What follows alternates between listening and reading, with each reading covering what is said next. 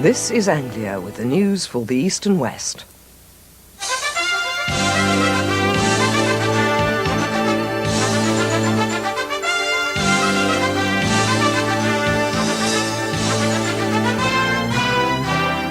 In Anglia News this lunchtime, Lord Brocket pleads guilty to a £4 million fraud. A man's killed as his car crashes into a pub. 7 drinkers are injured.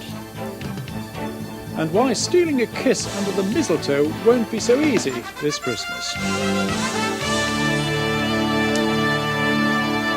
Hello, good afternoon. The Hertfordshire peer Lord Brocket has today admitted taking part in a £4.5 million classic car fraud. He was told by the judge that he could expect a prison sentence when the case is finally dealt with in the new year. Patrick Davies reports.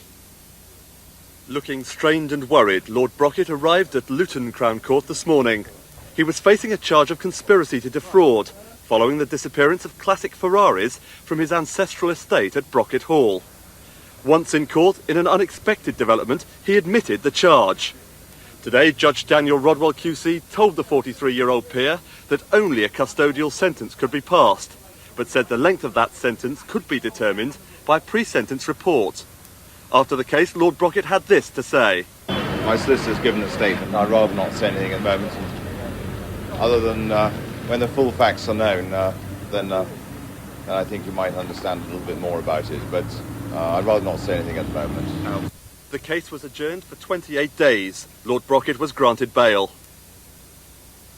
A motorist has been killed and 7 people have been injured after a car crashed into the front of a crowded public house near Bury St Edmunds.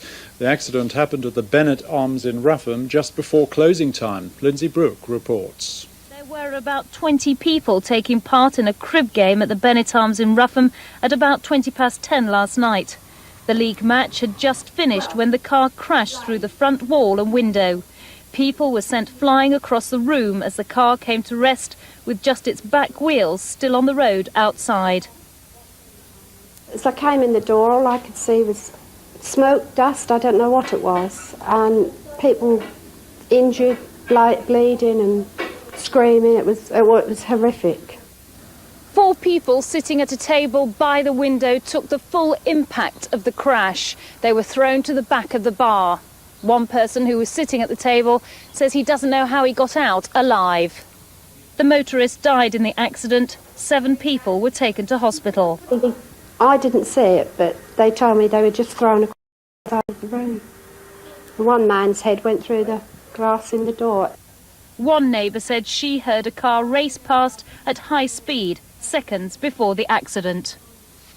Bedfordshire Health Authority has taken over the running of a nursing home at which police are investigating the suspicious death of an elderly woman. Detectives were called to Tilsworth House in Tilsworth after the death of 86-year-old Ethel Greenhalgh.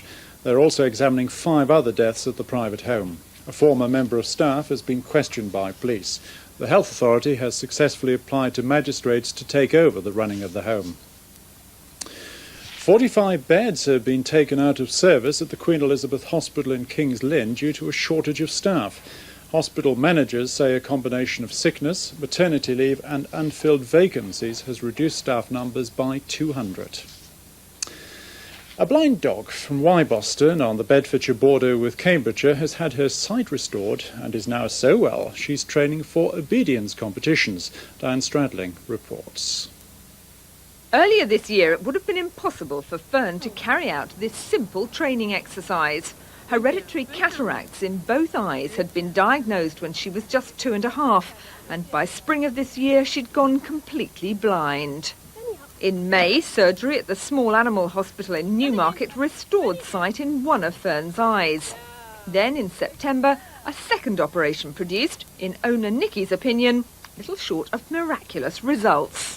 I'm so pleased that she's got this degree of sight back. I mean, she's in every respect now, she's a normal dog again for me. She can go out and have a good time, go out and have fun on walks and things like that, which is what it's all about at the end of the day. Last year, before she lost her sight, Fern had won her first novice obedience competition. Now she's back in training at her Wyboston home. And while Nicky admits she may not get to Crufts, she says Fern will always be top dog to her. Now, if you're hoping to steal a kiss under the mistletoe this Christmas, then a word of warning. There's apparently a shortage. Helen Grace has this report. They were once worshipped by the Druids as a cure for sterility, but now these succulent white berries are disappearing fast. There are fewer apple trees in the region for mistletoe to grow on, and conservationists say more and more mistletoe is being imported from France. There's always used to be a fair amount of mistletoe growing on old orchards, but of course the old orchards are now reduced in number, and because of that there isn't so much mistletoe. We're really afraid that in counties like Northamptonshire there's not very much left at all. The Wildlife Trust are appealing for people to let them know if they spot mistletoe growing so that they can calculate this decline. But for most Christmas revellers, a quick kiss under the mistletoe is an enjoyable way to observe tradition, no matter where that mistletoe is grown. And that's all for now. We're back with more news at 3:25 this afternoon. Too much mistletoe until then. Goodbye.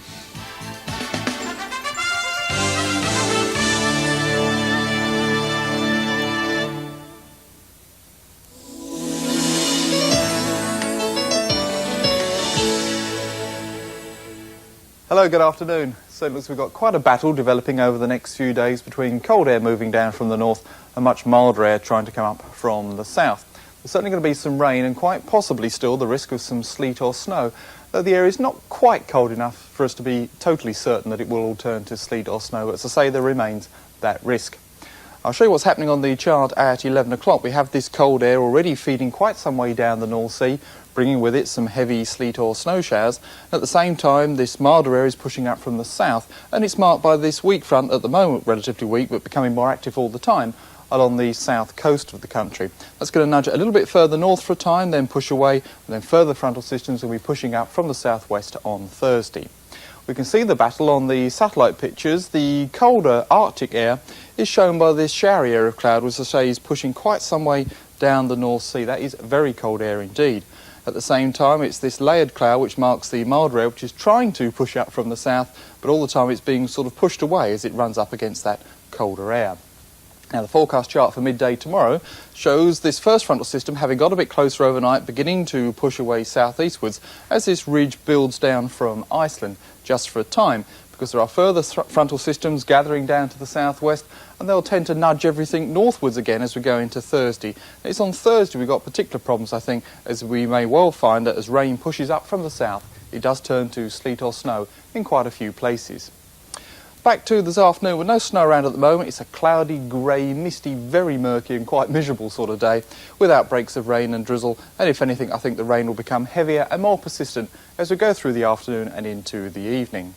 The temperature's pretty steady at around about 4 degrees Celsius, which is 39 Fahrenheit, and very light winds tending to favour a northerly direction.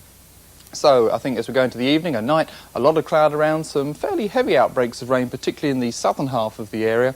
And as that colder air begins to tuck in from the north, I think every risk that it will start to turn to sleet or even wet snow, particularly in the north of the region, and more especially up over the high ground in the far west. Temperatures falling away a little bit, not too low, around about 2 degrees Celsius, which is 36 Fahrenheit, and the wind's light northeasterly.